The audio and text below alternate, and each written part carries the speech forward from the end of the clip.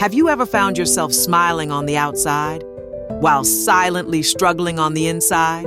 Have the stresses of life, aging, and trying to stay strong for everyone else ever made you feel overwhelmed, isolated, or just plain tired?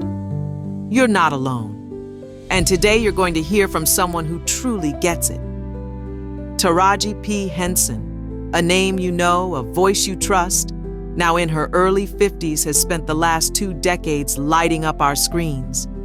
But behind the glamour, behind the red carpets, was a woman fighting silent battles most of the world never saw. In this powerful presentation, you're about to hear Taraji open her heart about the mental health struggles she and those she loved faced, and why she's made it her mission to help others. If you've ever felt that it's too late to heal, or that you have to just tough it out because you're older, Taraji's words will show you that real strength comes from facing what's inside, and that healing, peace, and hope are still absolutely possible, starting right now. Stay with me, because Taraji's journey could be the very push you need to reclaim your joy, your peace, and your powerful voice at any age.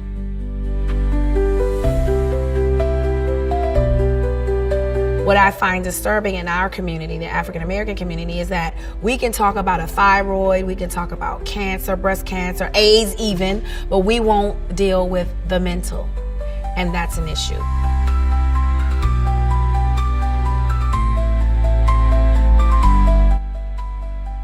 I struggle with depression and anxiety.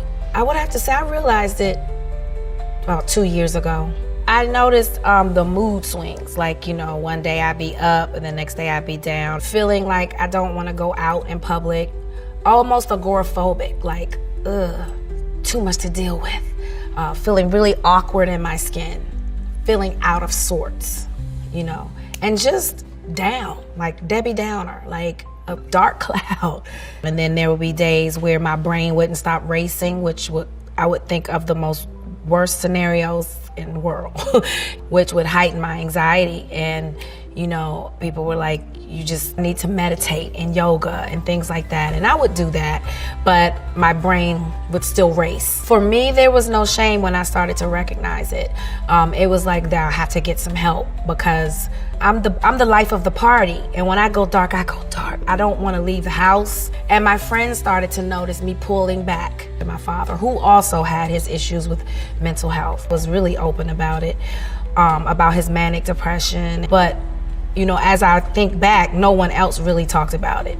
It was hush hush, or he just crazy, or things like that. For my dad, what he needed was a culturally competent therapist. And it's not even about the skin color or the race, it's about being culturally competent. And the reason why we can't find culturally competent therapists is because at home, in the African American community, we don't talk about mental health. It's a stigma surrounding it. And when you have no one to talk to, what a person usually do is they will try to self-medicate. We're just not allowed to be vulnerable. We have to be strong all the time. This is 400 years of damage, 400 years of trauma that we have not dealt with. And the way we deal with it is be strong. Put on a strong face. Nothing's wrong with you. You don't have mental health. You're not gay. You're not allowed to be human. That's a lie. We hurt and we're suffering. When you think about the trauma the African American community has been through since we've been brought to this country, we have not dealt with that. And then you get to these microaggressions that are happening right in front of our faces every day on television. Women's sons are being taken from them for no reason at all. And through that, we still have to be strong. How dare you? How dare you put that on me? I felt pressure to be strong as a Black woman in Hollywood because I kept hearing that term. Everyone kept saying, be a strong Black woman, strong Black woman. Then I realized that's a myth. It means that I'm some superhuman in some kind of way where nothing affects me, and that is so far from the truth. Sometimes I don't want to be strong. Sometimes the weight is just too much, And to put on that facade like you're strong all the time, is this exactly what it is, a facade. That's whack. You have to be human. And human means you're vulnerable. And human means you're layered. And you know, being in an industry where, you know, you're getting paid 52 cents on the dollar compared to a white male, things like that weigh on your soul, you know, because I'm an artist and I'm an artist to the bone. So when I work, I give you all of me. And to know that all of me is only worth 52 cents on the dollar of what he's getting paid, that hurts. A lot of that stuff started weighing on me and sort of like dimming my light, and I had to just get control of it. And you know, what I started to do was started making me feel good about it is not keeping it in and talking about it, you know? Because if you talk, maybe things will get fixed. I felt such a relief when I finally said it publicly. Like, I suffer from this. People just, it was an outpour. You know, it was an outpour. People, it was like they were like this, and all of a sudden they felt free to speak on it. When I got back above water, when I stopped suffocating myself, I was drowning. And once I released my truth, once I spoke my truth, I started to float back. You know, that's what it is. It's luggage, it's baggage, and it will weigh you down. You better to pop those trunks and get that mess out and deal with it. It's okay. We're human. No one's perfect. The perfection is the perfect lie. When my therapist said that, my wings sprouted. The pressure of trying to be something perfect, which doesn't exist, is crazy. Let go of that myth. When I'm vulnerable, or I'm scared, or I'm having these non-pleasant thoughts, I let it run. Because if you muffle it, it's only gonna resurface again. So you have to kind of let it run and play out like a faucet. Just let it run until the water runs out, and then when it's you pick yourself back up. Because you know, your mind will play tricks on you. I talk to myself. And I think more people need to talk to themselves, because you work things out. And it's not, you know, people can call it crazy, whatever. I even catch myself doing it in public, and I have to stop. But it's just a way to work things out.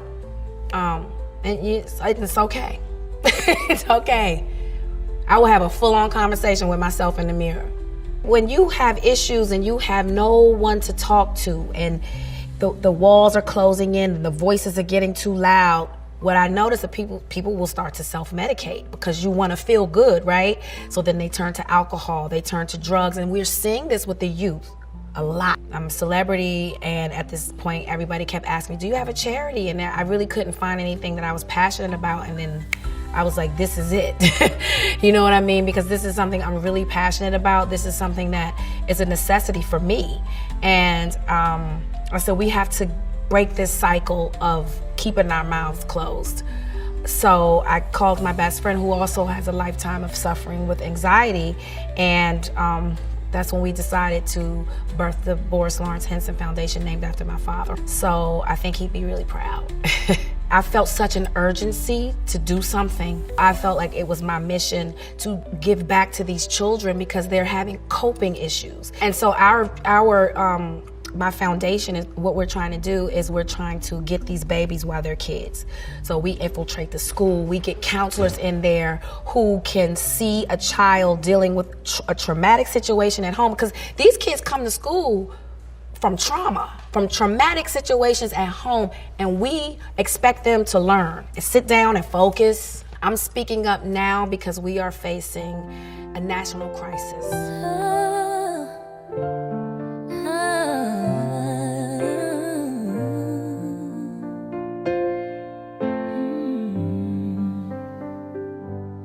In the stillness, hear my cry, a trembling heart under the sky. The weight I've carried for far too long, now I sing a brand new song. Through the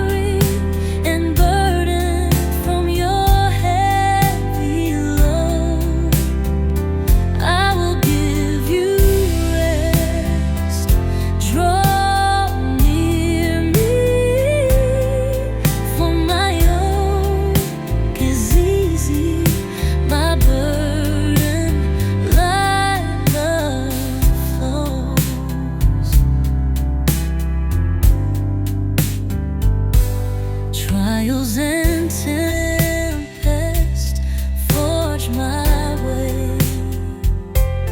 Grace abounds and leads to stay.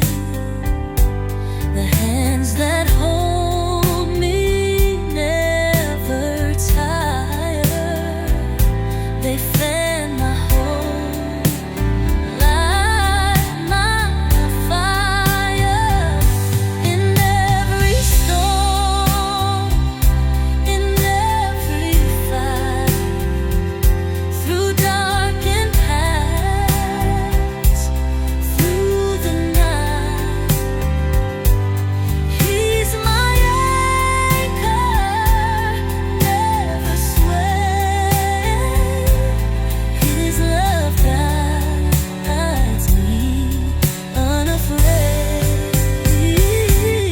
Come to me, all who are weary and burdened from your heavy load. I will give you rest. Draw near me, for my yoke is easy, my burden like love flows.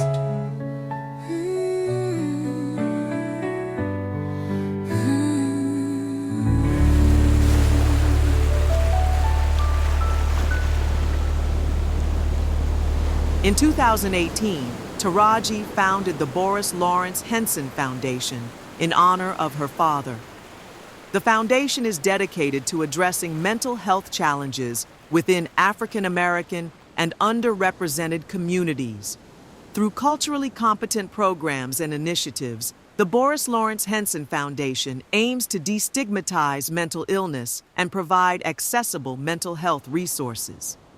For more information, contact BorisLHensonFoundation.org.